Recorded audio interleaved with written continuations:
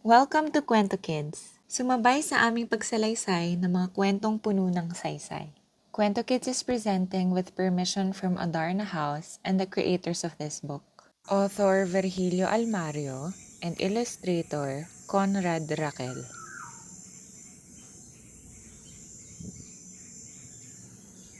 Ang alamat ng palay. Long ago, people did not plant crops or raise animals for food. They relied only on nature and their surroundings. They would live in places where they could find food. Some stayed in caves and lived on fruits and animal meat. Some stayed in riverbanks and the sea, so they could fish for their food.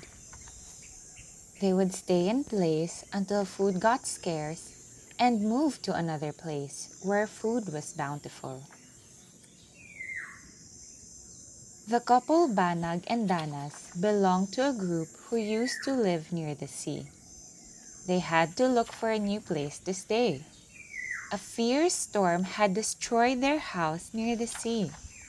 They feared the coming of another storm. "Why do we always move houses?" Banag asked Danas. "I am tired of this kind of life. We can't even have children because we keep moving." Banag wanted to separate from the rest of the group and stay behind in a pleasant place. "I want to bear our children there." Danas gave in to his wife's request.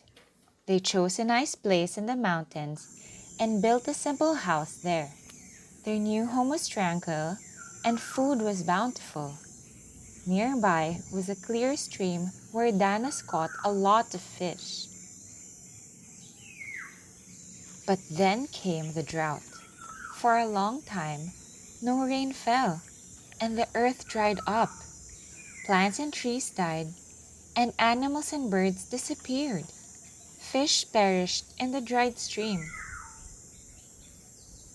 Danas traveled far to look for food, but the drought was merciless. He traveled until he reached the next mountain.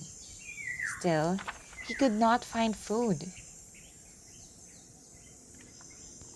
Exhaustion caught up with Danas in the middle of a vast field. He lay among the grasses and fell asleep. Suddenly, the wind blew, and the grasses danced and sang.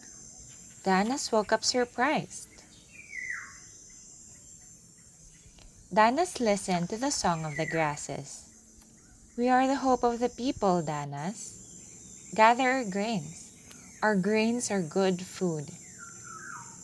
Danas noticed the head of grains of grasses. Each head was full of golden grains. He picked a grain and bit it. "Pound their grains to remove their golden covers," sang the grasses. "Cook the white kernels inside the grains to soften them.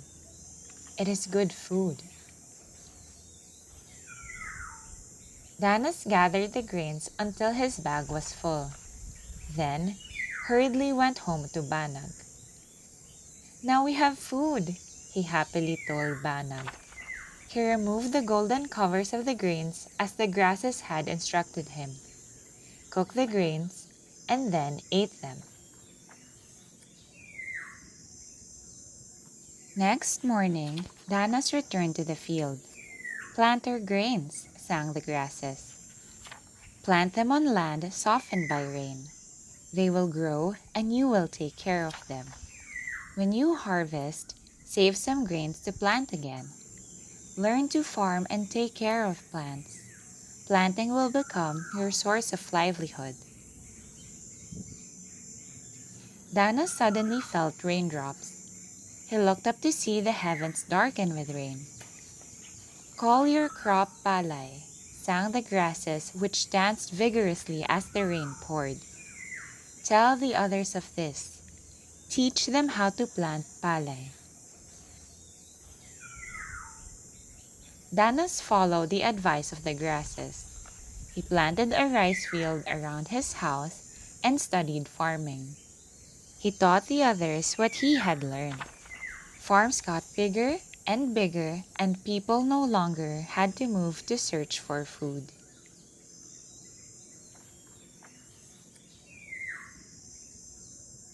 Thank you for spending your time with us today. We hope you have learned about our culture and people as we share more pieces of Philippine literature with you.